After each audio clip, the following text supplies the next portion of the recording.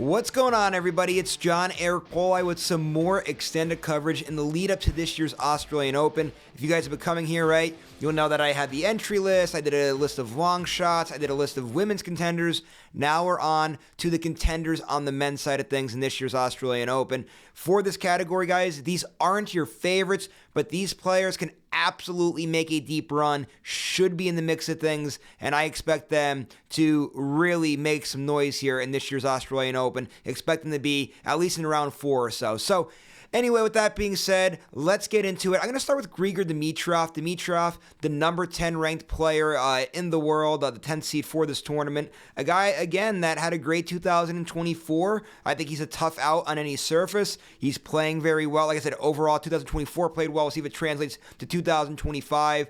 But you guys know that followed Dimitrov's career. When he's on, he's on. And again, I expect him to be a tough out in this year's Australian Open. If he has the right draw, who knows how far Dimitrov can go. Now, this next guy, if this was the U.S. Open, I may even put him into the favorites category at this point, because every year at the U.S. Open, he just goes on such a deep run. That's Frances Tiafoe. Now, again, I know we're hard courts at the Australian Open, a little bit different than the hard courts at the U.S. Open. U.S. Open, slower paced hard courts. Australian Open, faster paced hard courts. But still, I think one of these years, he's going to figure this out here at the Australian Open, Frances Tiafoe. And he always rises to the occasion. The bigger the stage, I feel like the better that he plays. You remember last year, too. I know he exited a little early in Wimbledon, but he challenged Carlos Alcaraz going 5 sets to the eventual champion in that tournament. Tiafoe is going to be a tough out. Again, draw maybe plays a factor at how far he can go. But Tiafoe, if he has the right draw and he's rolling like he usually does at the U.S. Open every year, look out for him. Now, this next guy, when you talk about consistency, I feel like it doesn't get much better than this. He's always, at least I feel like anyway, into a round 4, quarterfinals. Semis is usually where we don't see him get into as much, but that's Tommy Paul. Paul, again, no matter what surface it's on, very consistent, very good player. And again, I feel like draw is kind of the common thing here. It's going to depend on the draw. Can he maybe pull off an upset somewhere? But Tommy Paul, guys, I really like the way that he played in 2024. I know Taylor Fritz and the ascendance of him kind of makes Paul's stock drop a little bit as far as American tennis goes. But Tommy Paul, guys, again, very consistent and will not say die easy. He's a guy that I think is going to make a pretty deep run into this year's Australian Open. We'll see when he plays with bigger ranked players, if he can pull off an upset or not. But I expect Tommy Paul to be right in the mix of things here.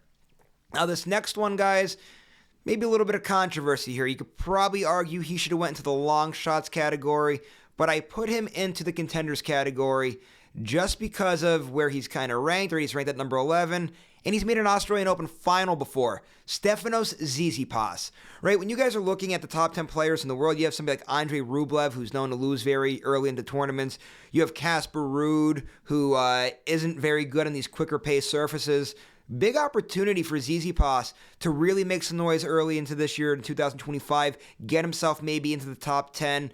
And again, a guy that's proven himself at the Australian Open. And again, I know there's been some up and downs, some inconsistencies out of Tsitsipas, but if he's on, he could roll. Again, I know this is a hot take putting Tsitsipas into this category. We'll see what he does, but just the seeding and everything else, I feel like this is a big opportunity here for Tsitsipas.